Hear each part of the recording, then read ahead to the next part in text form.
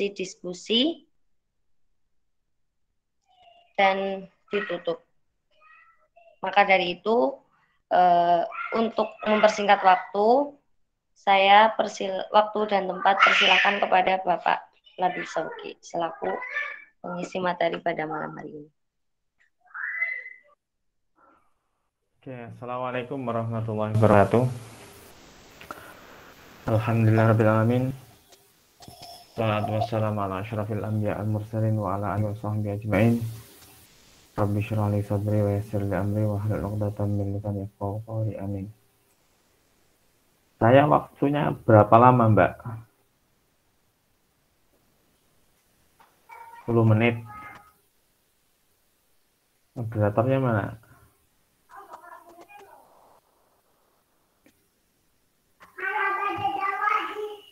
Biasanya berapa lama? Mungkin Pak tadi belum dihidupkan mikrofonnya. Itu kan 1 jam 15 menit, Pak. Itu waktunya. Ya, oke. Teman-teman semua yang hadir pada malam ini, ini semuanya ini kayaknya hampir semuanya ini generasi digital ini. Ini mahasiswa produk digital ini. Kuliahnya online ya, tidur, ngeluntang-ngeluntung, tahu-tahu sudah semester berapa sekarang ya. Belum pernah ketemu dosen nih, ya kan? Nah, ini ya. Kalau dalam kajian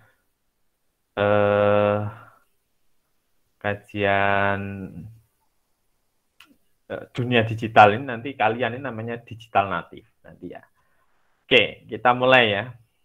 Saya tak presentasi ya. Oke.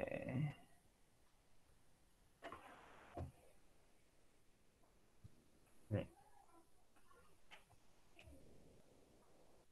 Oke, kita akan sudah kelihatan ya.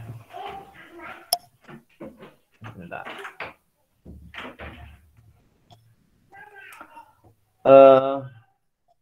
Epistemologi tafsir digital. Jadi sebetulnya lebih ke kita mengenal ya apa itu tafsir digital, ada tafsir sosial media dan lain-lain. Kalau kita mau meruntut pada perkembangan epistemologi tafsir, merujuk teorinya Ignaz Gottschier yang berupa The History of Idea of Islamic Interpretation, yang kemudian diadopsi dan dikembangkan oleh Profesor Abdul Mustaqim. Ini ada 3 pemetaan. Jadi secara garis besar perkembangan epistemologi tafsir itu ada 3 ini. Era formatif, afirmatif, dan reformatif. Era formatif ini masa-masa tafsir dalam pengumpulan, mencari formulanya. Nah, kemudian ada berkembang pada masa pertengahan ada era afirmatif dengan nalar ideologis. Ya, ciri khasnya memang sangat ideologis ya. Di perdebatannya itu sangat ideologis. Perdebatannya mazhab. Kemudian masuk ke tafsir era reformatif. Tafsir era reformatif dengan nalar kritis ya. Nalarnya tidak lagi ideologis. Sekat-sekat ideologi itu mulai disirnakan untuk mengedepankan nalar kritis. Nah, kita lihat satu persatu. Tafsir era formatif ini, ya, ini ya sumber penafsirannya Al-Quran, hadis, qiraat, kemudian sahabat, tabiin, ya, masih masuk Israiliyat, syair-syair jahiliyah itu masih masuk. Kemudian modelnya apa? Berriwayah atau deduktif. Ya. disajikan secara oral, secara riwayat ya. Hadis. Jadi ya, tafsir itu sebetulnya bagian dari hadis ya. Jadi hadis dulu, pembukuan itu kan kalau Al-Qur'an ya. Jadi Kanjeng Nabi membukukan Al-Qur'an, bahkan sampai dilarang, ada larangan para sahabat untuk menulis selain Quran. La taktubu anni ghairal Quran, famang kadabahu falyamhu. Itu kan ada ada ada ucapan Nabi begitu. Jadi pada era formatif ini ya tafsir itu sebetulnya bagian dari hadis. Jadi setelah pembukuan Al-Qur'an baru kemudian hadis. Nah, dalam bagian hadis itu ada bagian tafsir. Nah, validitas penafsirannya kalau tafsir formatif ini ya pokoknya riwayatnya sahih enggak. Tafsirnya ini riwayatnya dari siapa tafsir seperti ini. Kok riwayatnya sahih berarti valid. Ya, kok riwayatnya enggak sahih ya enggak valid. Itu valid dalam arti tidak diterima. Nah, karakteristiknya memang budaya kritisisme belum ya. Masih praktis, implementatif. Jadi tujuannya memang relatif memahami makna dan belum sampai ke dataran magza atau makna kumagza atau inti dari ayat itu. Kemudian berkembang pada tafsir era afirmatif dengan nalar ideologis. Ini direpresentasikan dengan tafsir masa pertengahan. Ya. Setelah nalar formatif tadi, kemudian masuk ke nalar afirmatif. Sumbernya apa? Sumbernya tetap Al-Quran hadis, tapi lebih ke ijtihad nanti, akal. Kemudian ada teori-teori keilmuan yang ditekuni mufasir. Ada ilmu asbabun nuzul, ilmu maki madani, dan lain sebagainya ini.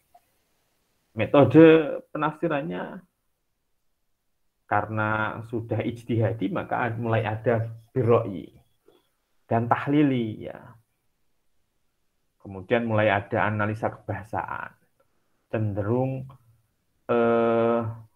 ini mulai ya mencocok-cocokkan dengan teori dan disiplin keilmuan atau mazhab sang mufasir. Ini ya.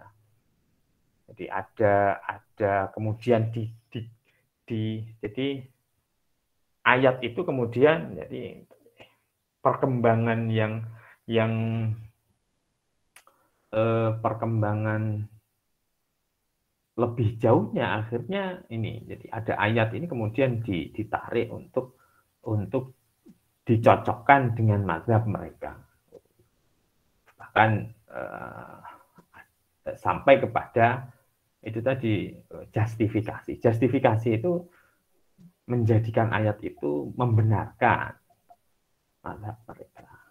Validitasnya apa di era ini? Kesesuaian antara hasil penafsiran dengan kepentingan penguasa ini. Mazhab, aliran. Kok tafsirnya itu sesuai dengan mazhab yang dianut, berarti dibenarkan. Kok tafsirnya tidak sesuai, dianggap salah, dianggap sesat. Nah, ini validitasnya di situ. Nah, karakteristiknya ideologis, sektarian. Ya. Sektarian itu sesuai dengan golongan mereka saja. Tergantung dengan mazhab dan apa yang difahami kelompok mereka. Cenderung truth claim dan subjektif. Ya dalam arti ini subjektif dalam arti mengklaim itu tadi, mengklaim membawa ayat nas itu untuk membenarkan. Bahkan kalau kita baca sejarah, ya ini tafsir era nalar ideologis ini era kelamnya. Kelam dalam arti tidak hanya perang intelektual, bahkan sampai perang fisik. Tidak hanya tafsir, begitu juga dalam dalam perkembangan ilmu fikih itu di era ini juga terjadi banyak pertumpahan, banyak perpecahan. Kemudian tafsir era reformatif dengan nalar kritis. Nah, ini sumber penafsirannya Al-Quran, kemudian akal, dialektika. Dialektika itu realita, suatu yang terjadi, itulah yang kemudian didialogkan. Sumber hadis bukan kemudian dikesampingkan, tapi sudah mulai jarang digunakan. Ya. Ini di era reformatif. Posisi teks Al-Quran dan mufasir sebagai objek dan subjek sekaligus. Jadi ini ada dialektika di situ. Jadi Al-Quran itu di samping menjadi objek juga subjek. Mufasir pun begitu. Jadi ada dialektika. Nah, metode penafsirannya lebih ke interdisipliner, tidak melulu menggunakan metodologi dan kaidah-kaidah Al-Quran dan kaidah-kaidah yang berkaitan dengan ulumul Quran ansih, tapi juga kemudian disilangkan dengan hermeneutik misalnya, linguistik misalnya, sosiologi misalnya. Jadi seorang mufasir itu juga menguasai teori-teori sosiologi. Seorang mufasir itu juga dia menguasai sejarah, sains, semantik, dan lain-lain. Jadi ini lebih interdisipliner. Ya. Nah, validitasnya apa penafsiran era reformatif ini? Ada kesesuaian antara hasil penafsiran dengan proposisi yang dibangun. Ada kesesuaian antara hasil penafsiran dengan fakta empiris. Itu maka akan dianggap benar. Gitu loh. Kalau tafsir yang dihasilkan tidak membawa solusi apapun, ya tidak dianggap. Gitu. Hasil penafsiran bersifat solutif. Loh, kalau tidak memberikan solusi apapun, buat apa? Sampai menafsirkan. Ini menjadi tantangan ya. Kita menafsirkan tapi pada konteks yang diawang-awang, pada konteks yang kedap zaman dan tidak berpijak pada konteks. Untuk apa? Nah, validitas penafsiran di era reformatif, di era modern ini ya sejauh mana dia memberikan solusi dan tidak.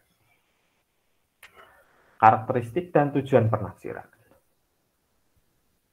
Karakteristiknya di era ini ya lebih kritis, transformatif, ya, non ideologis ya. Nah ini mulai menangkap ruh Al-Quran. Tujuan menafsirkan adalah untuk transformasi sosial. Jadi bagaimana Al-Quran itu sholihun likulli zaman wa makan. Jadi itulah yang kemudian dikejar. Nah, kemudian tafsir era atau tafsir digital itu di mana ya? Ya, periodisasi ini sampai sekarang masih berhenti di sini. Jadi karakteristiknya masih di sini. Nah, cuma medianya yang kemudian berkembang. Media tafsir digital itu kemudian ada yang berbentuk digital. Kita coba melihatnya. Dulu seperti ini, ya. Yang pembicaranya satu, yang datang berbondong-bondong. Ini ya, mungkin hal-hal seperti ini mungkin mulai dari sekarang sampai harus siap hanya membayangkan. Bisa saja ini tinggal kenangan. Ya. Tinggal kenangan. Artinya mungkin setelah ini mungkin tidak ada model-model seperti ini. Artinya model-model pengajian seperti ini, model pengajaran seperti ini, kemungkinan ke depannya akan sangat susah ditemukan. Nah, sekarang apa? Sekarang digital native. Jadi generasi muda yang tumbuh dengan bersinggungan dengan teknologi digital. Inilah digital natif. Konten kreator. Konten kreator dia bikin konten dari rumah, kemudian yang lihat jutaan orang. Kalau ini mendatangkan orang 10.000 saja bisa susahnya minta ampun.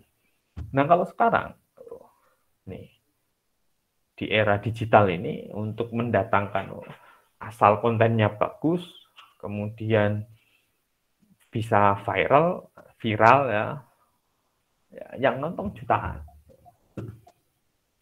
Ini jadi, nah sampean ini teman-teman yang sekarang lagi ngaji ini, kalian adalah digital natif. Kuliah saja belum pernah ketemu, dosenmu aja yang mana belum tahu. Yang ngomong ya sampean yang di situ dengan saya yang di sini belum tahu aslinya kayak apa. Ketemu ning dalan ya mungkin orang ngerti. Nih ya. Tapi itulah watak digital natif. Meskipun jadi borderless ya, enggak ada batasan. Nah, kenapa ini penting kita garap? Nih, perbandingan tahun 2018. Ini pengguna internet itu 64,8%. Sekarang ini sekitar 73,7%. Semuanya daring ya, semuanya daring. Sampai kuliah aja daring. Ujian aja enggak ada, gue kalau itu turu, enggak ada tugas, lulus cewek. Sekolah, sampai sekolah dulu ya, enggak ada ujian nasional. Dari ujian sakarpe dhewe, kadang ujiannya daring. Turu ujuk-ujuk selesai sendiri kuliah. Nah ini ya, pengguna internet di perkembangannya ini sangat signifikan. Nah, kita melihat ada beberapa platform sosial media yang bisa kita gunakan, yang paling banyak diakses. Ya. Dari satu penelitian dari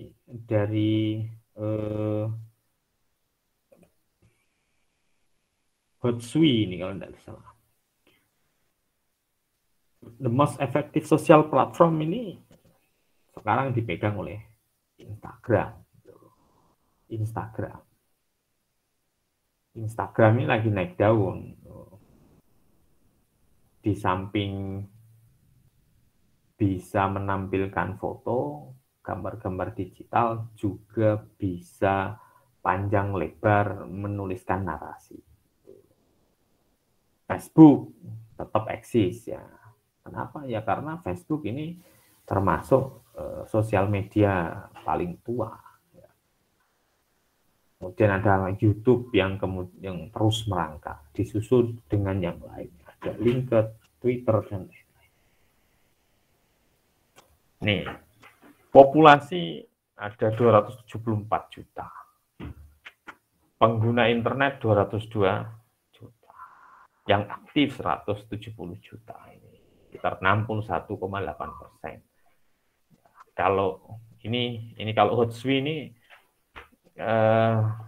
segitu, tapi kalau di surveinya APJI ini sekitar 73%.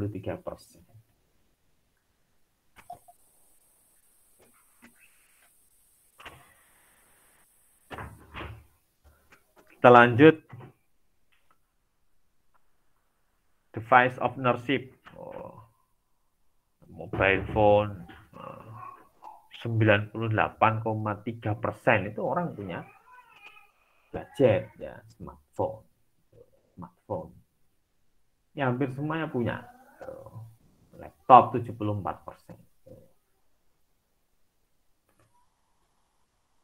Nah, rata-rata orang Indonesia ini menghabiskan sekitar 8 jam 52 menit. Ya. Ini 8 jam. Sampai kuliah ya, terus apalagi kajian seperti ini berapa jam menghabiskan waktunya untuk bermain internet.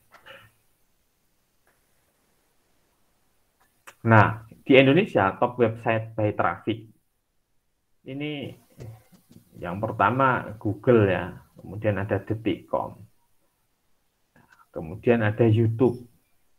Ini YouTube ini paling banyak trafficnya, paling banyak. Sampai tidak bisa kemana-mana, di rumah aja buka YouTube. Paketnya YouTube. Tidak bisa WA-an, kadang buat kuliah tidak bisa, tidak ada paket data Pak, adanya paket YouTube. Kompas, Tribun News, Facebook, Wikipedia, dan seterusnya ini. Nah, Google Search ini apa? Nih ternyata nomor 1 ada Translate, Google Translate. Kamu Google Translate ini. Oh ini paling banyak 3 besar itu tentang bahasa Translate. Ini Google Search top queries di Indonesia itu ada 3 besarnya adalah Google Translate. Kemudian disusul YouTube. Nah ini YouTube ini menjadi populer sekarang. Nah ini ya, online video dan lain-lain. Nah tahun 2001 2021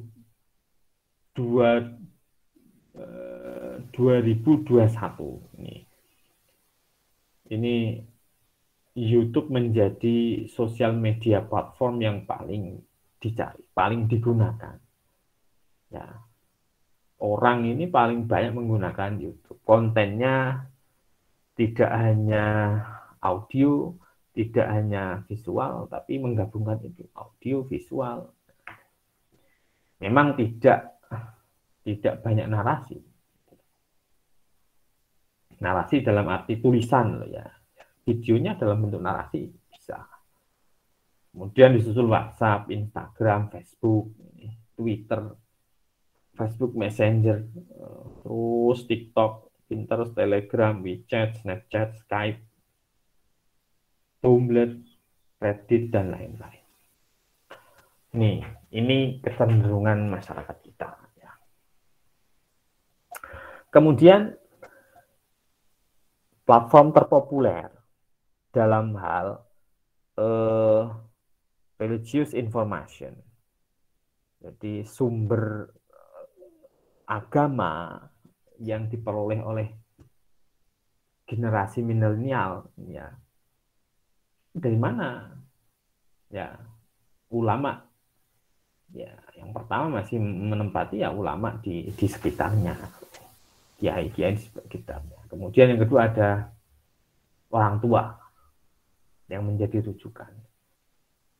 Kemudian yang ketiga ada guru agama. Ya, termasuk sampean-sampean ini yang diharapkan.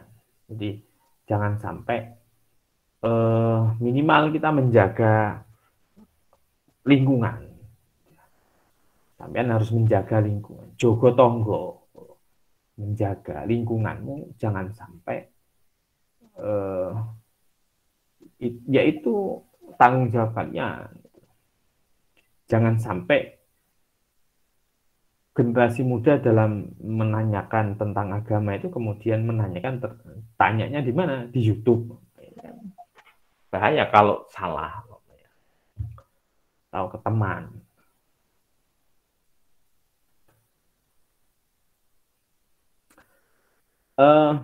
Kemudian tema populer. Ini tema populernya masih seputar tentang fikih ya. Karena generasi digital natif ini memang ya apa yang dia tidak tahu yaitu termasuk diantaranya adalah fikih. Fikih karena berkaitan dengan ilmu hal ya, apa yang sedang dialami mereka saat ini. Karena mereka saat ini lagi rame puasa Asyura, ini apa ini? Hukumnya apa? Tanya dan lain sebagainya. Carinya di internet. Tema populer ini. Muamalah ya.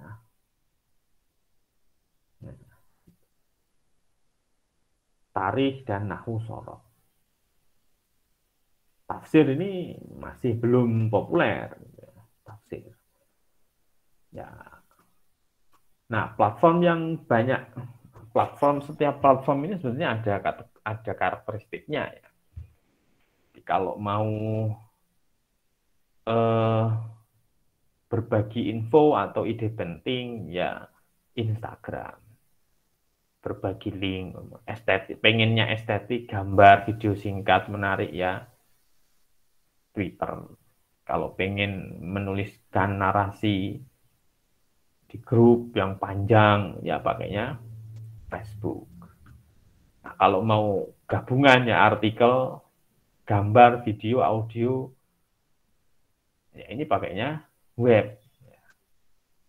Kalau mau video, ini pakainya YouTube. Nah,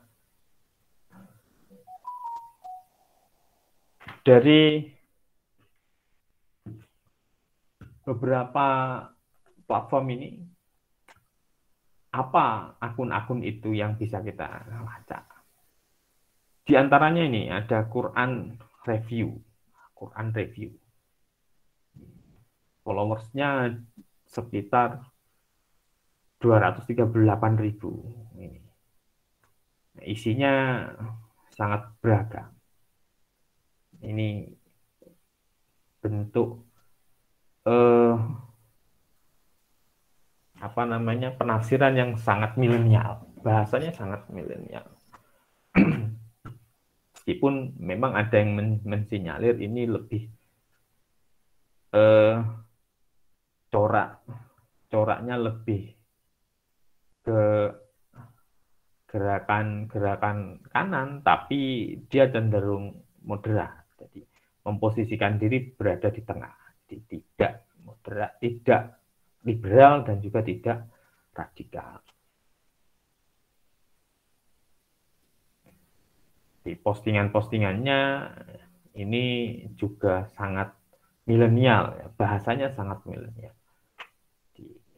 Kontennya tafsir, tapi isinya, penyampaiannya, gayanya, bahasanya sangat mudah difahami. Ada lagi tafsir alquran.id. Ini akun Instagram. Ini kalau ini lebih dekat dengan tradisi pesantren. Jadi ini memang sangat jelas tradisi pesantrennya sangat kuat. Tapi bagusnya memang di sini dia ini segmennya ini lebih kepada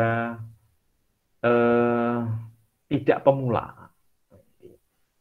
Jadi memang lebih kepada lanjutan atau audiens yang memang sudah pernah belajar agama.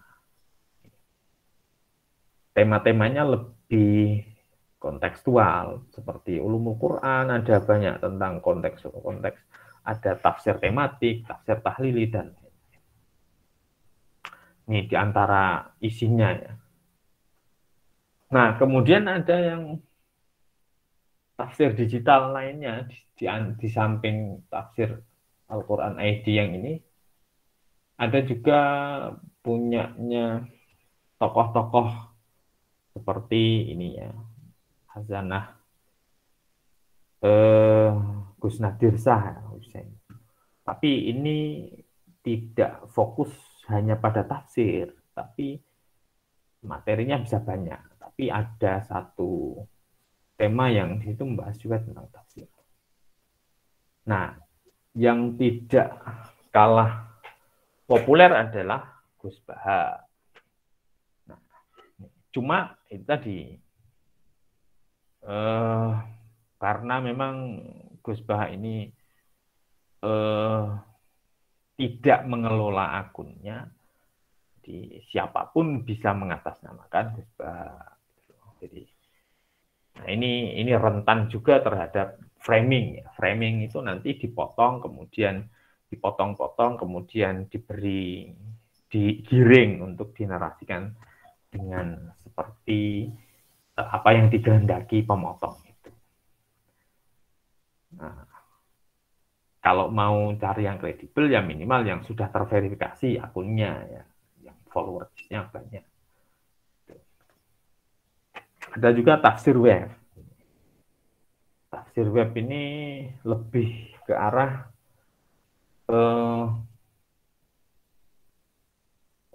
digitalisasi tafsir, digital tafsir. Ya. Jadi tidak hanya tafsir digital. Nanti kita akan membahas tentang apa itu tafsir digital dan digital tafsir. Digital tafsir ini memang ini tafsir tapi dalam bentuk digital. Jadi,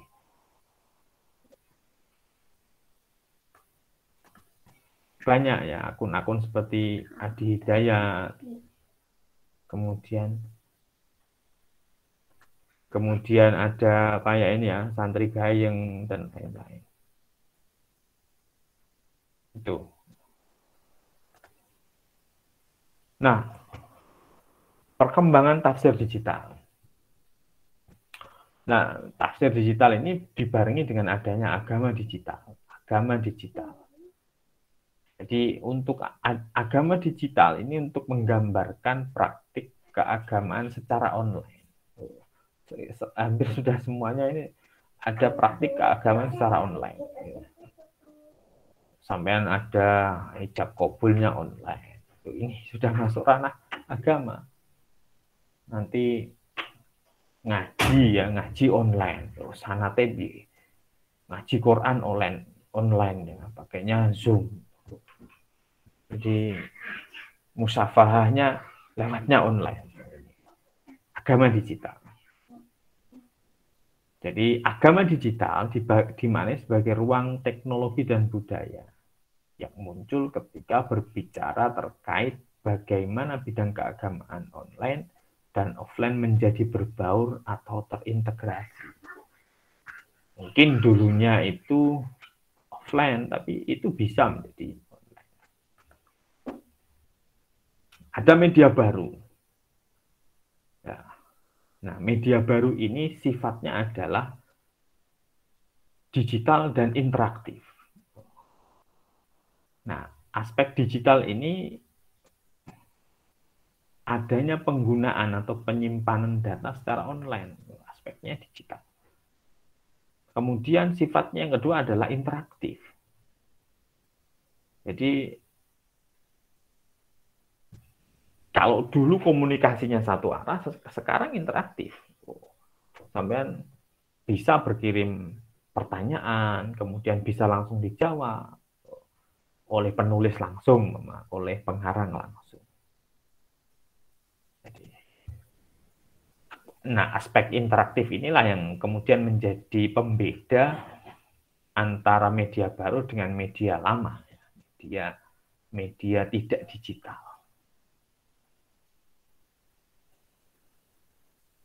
Jadi pada awalnya tafsir merupakan hasil tulisan tangan dari para ulama ahli tafsir, ya kan, dari manuskrip. Pola komunikasinya personal, ya. Sangat terbatas audiensnya. Kemudian sampean tidak akan terbayang bisa chatting sama Ibnu Katsir. Tidak akan terbayang bisa tanya terhadap atau sama Fakhrul Razi. Nah, ini sifatnya tafsir klasik. Bahkan sebelum ada mesin cetak. Kemudian hadir mesin cetak. Membuat tafsir semakin masif. Dapat disamakan dengan komunikasi melalui media massa. Meskipun belum interaktif, masih satu arah. Ya. Tapi jangkauannya lebih luas ketika sudah dicetak. Bisa dibaca siapapun. Tidak hanya muridnya yang terjangkau dengan gurunya, tapi bisa dibaca siapapun. Kemudian hadirnya internet membawa ruang berbeda dari rasmi. Tafsir masa ini berbentuk digital, dapat dilakukan secara interaktif dan publik. Nah, ini akhirnya membuat persebaran penafsiran berjalan lebih dinamis dengan laju perkembangan teknologi itu sendiri. Setelah adanya digital ini semakin masif. Nah, digitali tafsir dan tafsir digital. Apa bedanya? Kalau digitalisasi tafsir menunjukkan jadi teks tafsir sebagai turas yang sudah ada kemudian dihadirkan kembali dalam bentuk digital. Menghadirkan informasi virtual di internet. Jadi tafsir yang sudah lama kemudian ditulis kembali, dihadirkan kembali dalam bentuk digital. Ini digitalisasi tafsir. Tafsir-tafsir itu didigitalkan. Sedangkan tafsir digital ini dipahami bahwa tafsir digital menunjukkan kegiatan atau partisipasi penafsiran yang dilakukan secara digital. Temanya kekinian, bisa interaktif. Nah, gayanya kekinian yang disampaikan pun temanya baru. Tapi kemudian begini, jika tafsir berorientasi pada tafsir digital, ini ya, tafsir digital, ini ada problem otoritas. Karena tafsir ini seperti yang kita tahu ada syarat rukunnya. Syarat rukunnya bahwa berkaitan dengan syarat mufasir, seperti yang kita tahu ya, syaratnya harus menguasai berakhlak mulia, begini begitu ya, kemudian menguasai ilmu tafsir, menguasai ilmu Quran, menguasai kaidah bahasa dan lain-lain. Nah, kalau tafsir digital ini akan timbul masalah itu, masalah bahwa otoritasnya ini, tafsir digital ini yang ngomong siapa?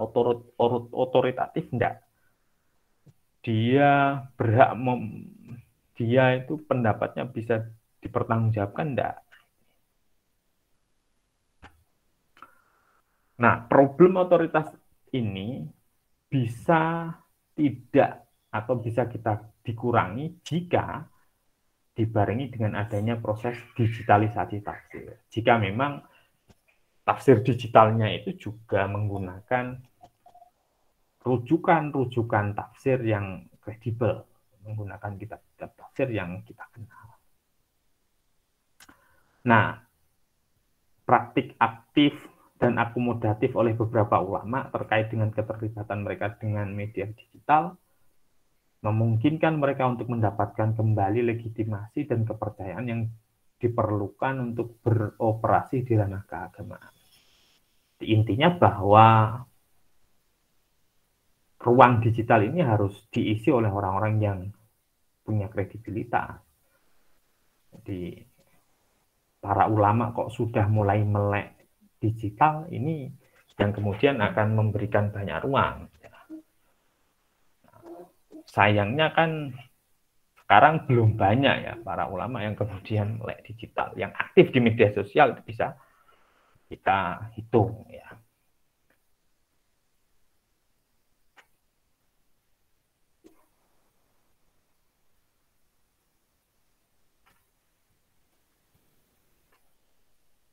Oke, mungkin itu yang sedikit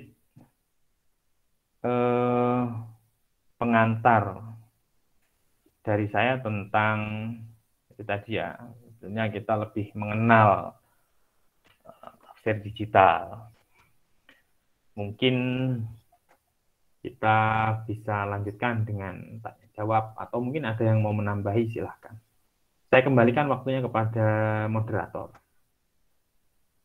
Mbak. Baik, oke, terima kasih Pak. Selanjutnya kita buka sesi diskusi kepada teman-teman. Apakah ada yang ingin bertanya? Silakan. Dibuka 3 penanya pertama, nggih. Bisa lewat kolom chat, bisa langsung saja nyalakan audionya.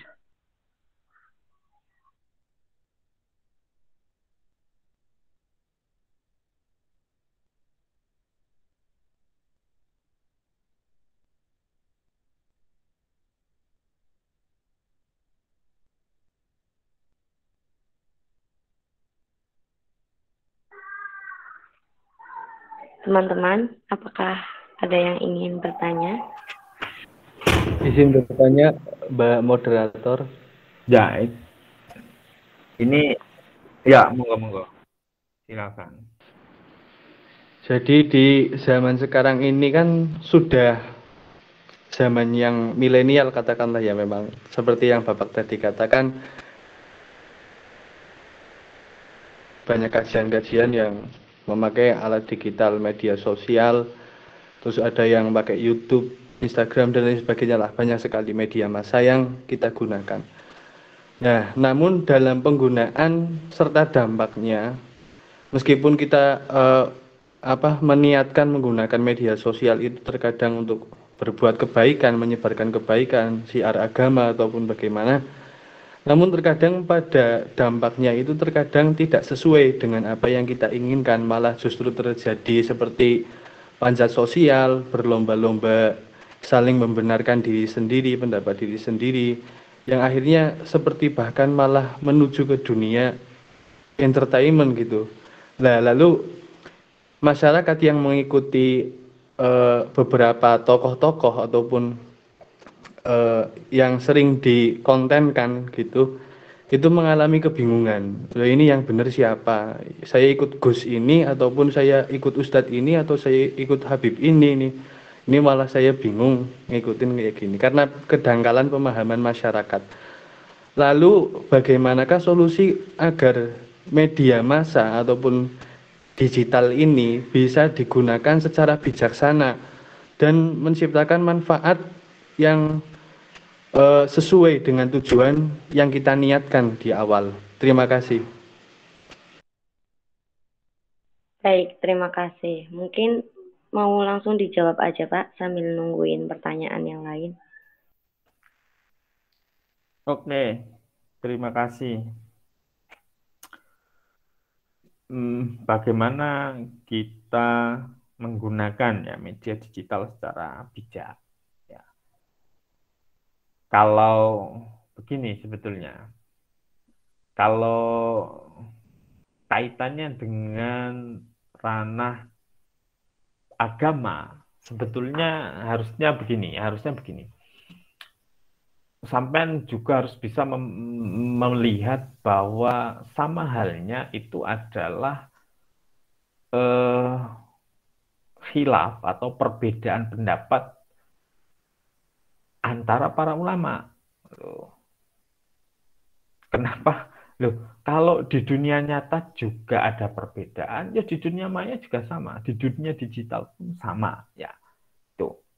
Nah, ini jadi kembali kepada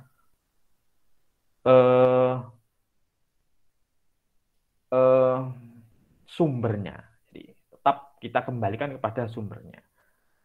Itu tadi kita harus kembali kepada referensi terhadap kitab-kitab yang kredibel.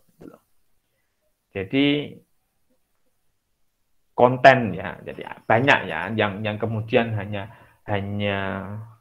konten kreator. Untuk menjadi konten kreator itu, untuk menjadi viral itu kan ada triknya ya.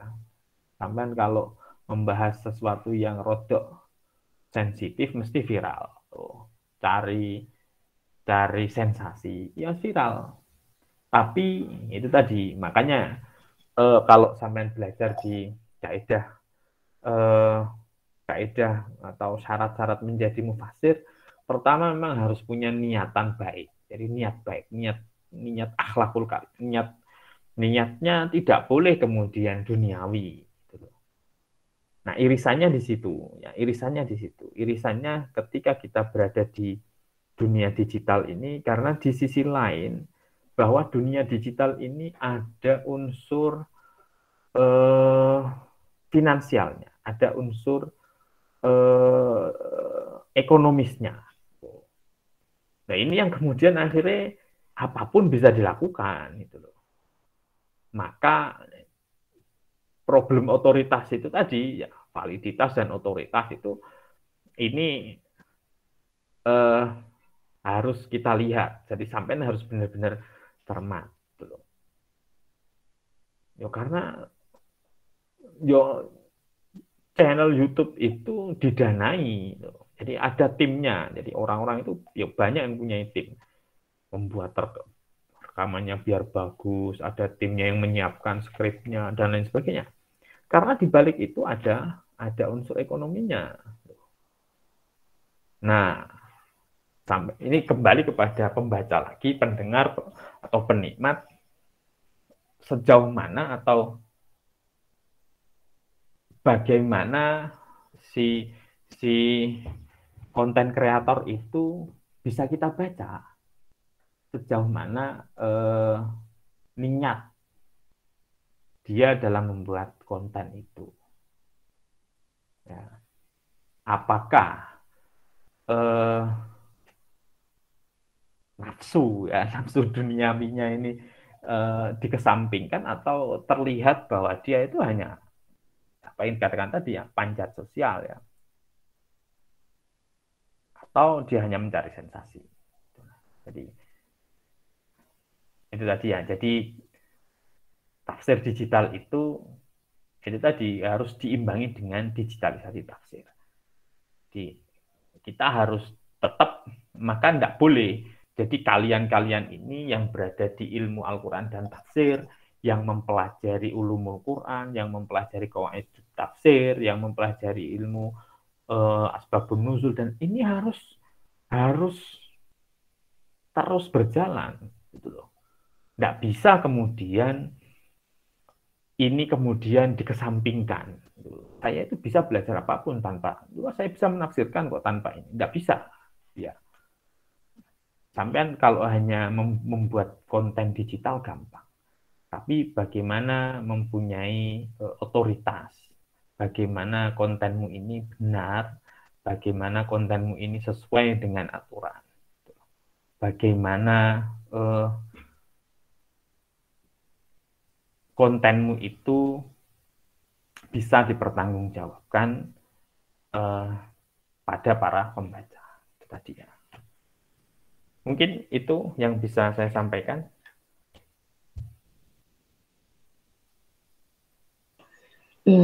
Baik Pak, terima kasih. Mas Izan bagaimana? Sudah puas dengan jawabannya? Iya Pak, terima kasih atas jawabannya. Apakah masih ada yang ingin bertanya lagi, teman-teman?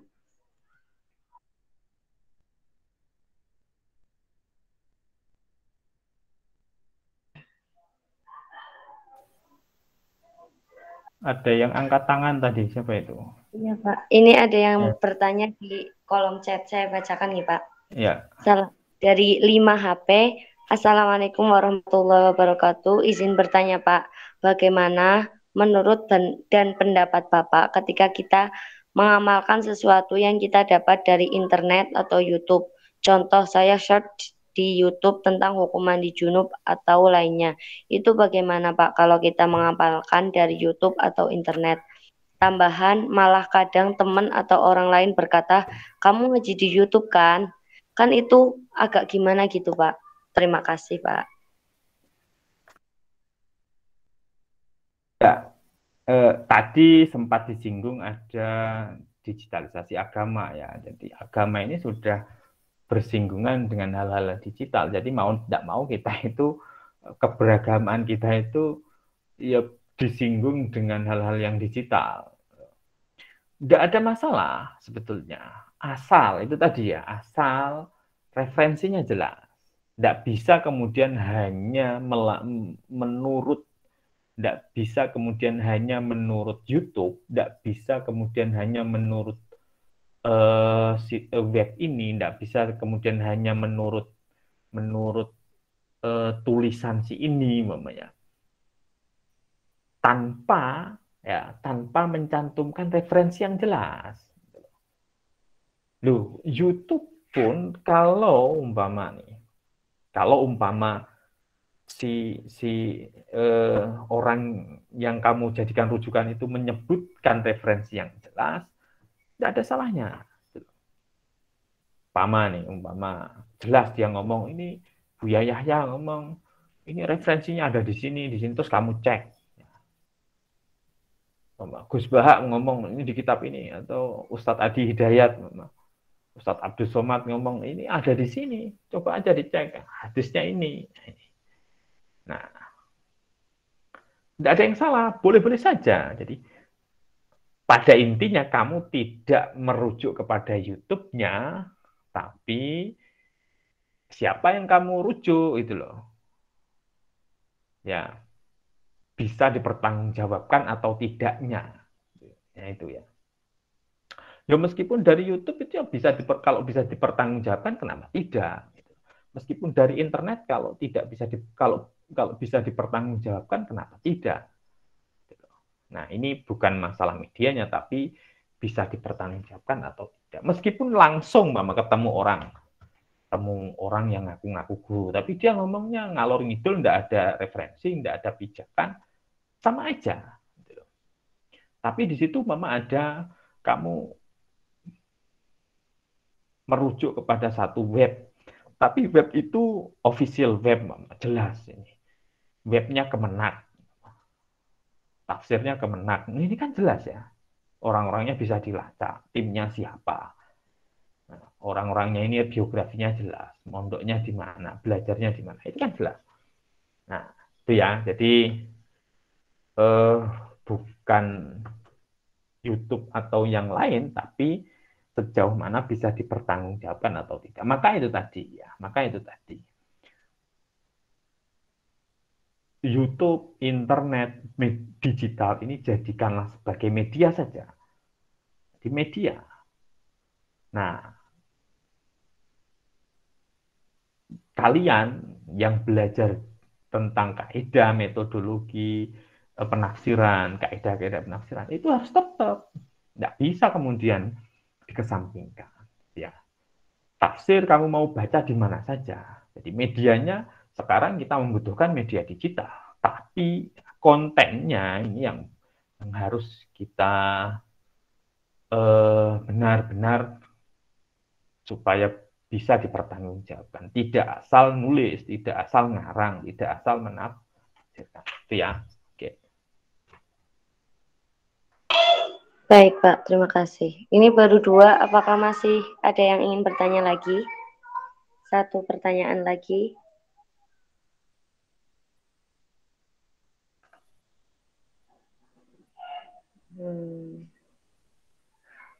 Jika tidak ada yang bertanya, saya boleh bertanya nggak, Pak? Boleh. Jangan Baik, yang susah-susah ya. Enggak, Pak. Ini kan tadi kan dibahas tentang pertanggungjawaban ya, Pak. Kan ada yang bilang tentang sanad juga, Pak. Sanad ngaji online gitu.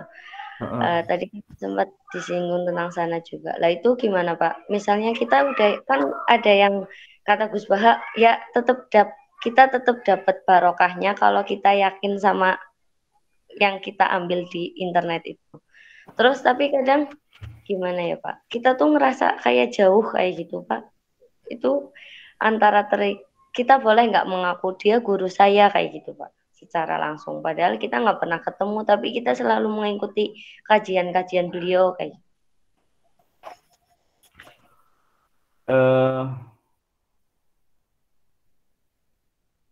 Jadi yaitu trennya kita belajar secara digital. Sampean boleh enggak ngaku muridmu apa gurumu siapa, dosenku Pak Labib.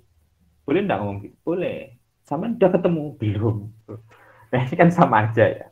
Ya, sebetulnya sama saja. Dalam hal untuk mengambil ilmunya, itu ya boleh-boleh saja. Berbeda dengan berbeda kalau seumpama kayak hal-hal yang memang disyaratkan bertemu, kayak ngaji Al-Quran itu pada banyak ulama ini ya ngaji ya kudu ketemu. Jadi lambene ya kudu jelas, kudu ketok. Ngomongnya kudu jelas. Musyafah ini. Nah, dalam hal-hal yang lain yang tidak mensyaratkan harus ketemu dan bisa dicukupkan dengan virtual, digital, kenapa tidak? Gitu loh. Belajar tidak boleh berhenti. Gitu. Justru ini satu kemudahan, satu sisi positif dari perkembangan zaman. Itu tadi, seumpama ya, disyaratkan hanya kamu harus membaca kitabnya langsung, Mama. Padahal, Mama, sampean nyekel kitab Bukhari dan Muslim aja kadang nggak tahu. Kok nyari hadisnya, Mama. Al muslimu man salim al muslimu min lisani wa yadi. Kon golek hadisnya gue lah bingung gue. Nah, tapi ada kemudahan, ada software namanya Maktabah Syamilah, itu yang memudahkan. Nah, kenapa tidak? Ini kan sifatnya media. Zaman dulu kalau mau bahsul masail itu yang golek di perpustakaan itu berjam-jam cari ibarat itu, wah, pusing sampai capek. Zaman sekarang carinya di mana? Di Maktabah Syamilah, sangat memudahkan. Jadi tadi ya, jadi asalkan tidak pada hal-hal yang disyaratkan bertemu ya kenapa tidak itu loh. Belajar itu. Sampean boleh enggak kamu ngomong terpengaruh dengan pemikirannya Ibnu Katsir atau Bari? Sampean pernah bertemu atau Bari? Kan enggak. Gitu loh. Tapi dari mana kamu tahu? Saya pengagum atau Bari, saya adalah muridnya Bari meskipun tidak langsung, karena saya membaca kitabnya. Ini kitabnya. Kenapa tidak boleh? Ya boleh-boleh saja. Gitu ya. Asal itu tadi ya. Nah, itu dalam sisi transmisi. Nah, kalau dalam sisi isi itu konten itu ya itu tadi sejauh mana dia bisa dipertanggungjawabkan atau tidak, mazhabnya jelas atau tidak, ya. Ideologinya apa, ya. Mazhabnya apa, jelas atau tidak, itu ya, itu Mbak Sada. Oke, Pak, terima kasih. Berarti mungkin diskusi kali ini dicukupkan nih Pak, sampun 3 pertanyaan sudah terjawab Saya semuanya. juga harus ngaji sekarang ya. Baik, terima kasih kepada Pak Labib yang telah mengisi materi pada akhir pertemuan pesantren virtual kami, Iqra Bismi Oh iya, Rabbik ini pada terakhir ya. ya Pak. Jadi Ya, semoga tidak mengecewakan ya. Ya, dibarokai Pak, didoani nih Pak. Doa. Ya, bismillahirrahmanirrahim. Alhamdulillahirabbil alamin. Hamdan yuafi ni'amahu wa yukafi mazidah ya rabbana lakal hamdu kama yanbaghi li jalalika karim wa alihi. Allahumma istauda'tuka ma 'allamtani fardudhu lana inda hajatina bi rahmatika ya arhamar. Allahumma ya Allah, inna nas'aluka at-taqwa. Allahumma ya Allah. Allahumma nas'aluka at-taqwa. Rabbana atina fid dunya hasanah wa fil akhirati hasanah wa qina adzabannar. Subhana rabbika rabbil izzati amma yasifun. Alhamdulillahirabbil alamin. Suratul Fatihah. A'udzubillahi minasyaitonirrajim.